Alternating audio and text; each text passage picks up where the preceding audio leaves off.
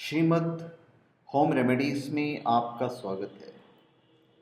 और हम आपको बताएंगे हमारे भारत देश के इतिहास के सबसे बड़े सेक्युलर राजा कौन थे और उनका विनाश कैसे हुआ। देखिए, आज हमारा जो भारत इतने सालों तक गुलाम रहा है, चाहे वो मुग़ल साम्राज्य में हो या अंग्रेज़ों के साम्राज्य में हो, सिर्फ गद्दारों की वजह से हुआ है। इसमें दो राय नहीं है।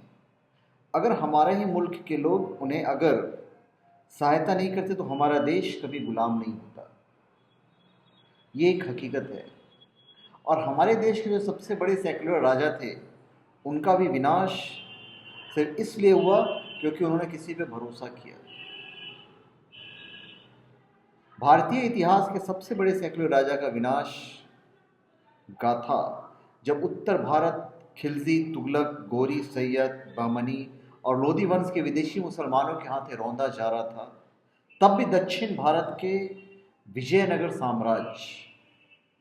विजयनगर साम्राज्य जो 1336 से लेकर 1665 तक था, 3 वर्षों से अधिक वर्षों तक दक्षिण में हिंदू आधिपत्य कायम रहा।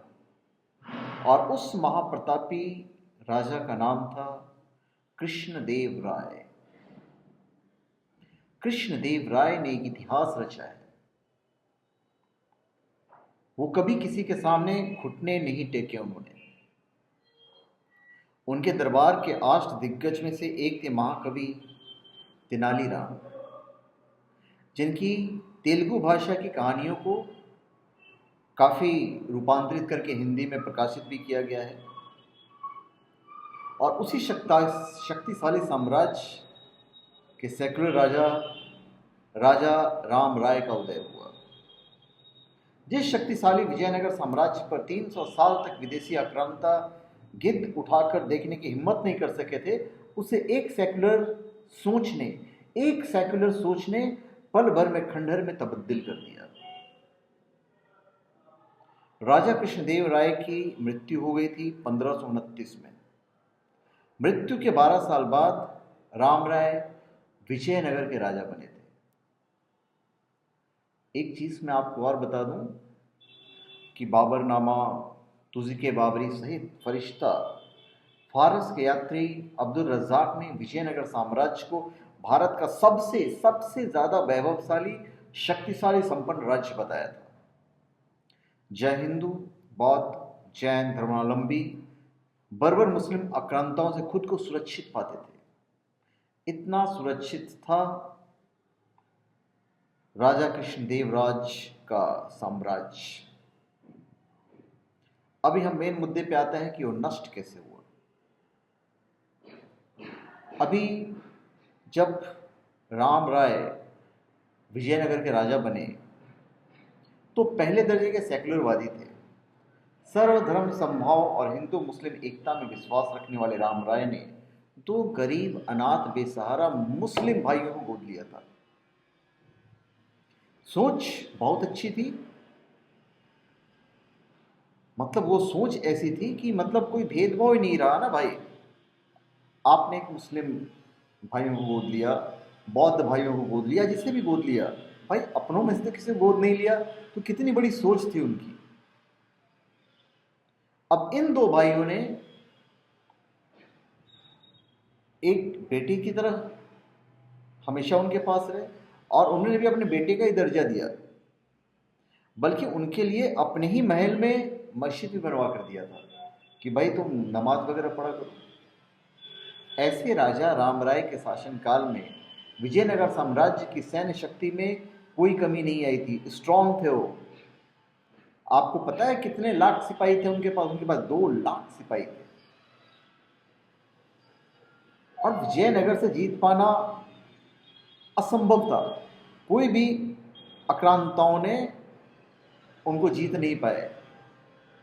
1567 में जिहाद का नारा देकर एक साथ आक्रमण किया था बहुत सारे आक्रांताओं ने, और जिहाद के नारे के साथ 4 मुस्लिम राज्यों ने एक साथ विजयनगर पर हमला किया।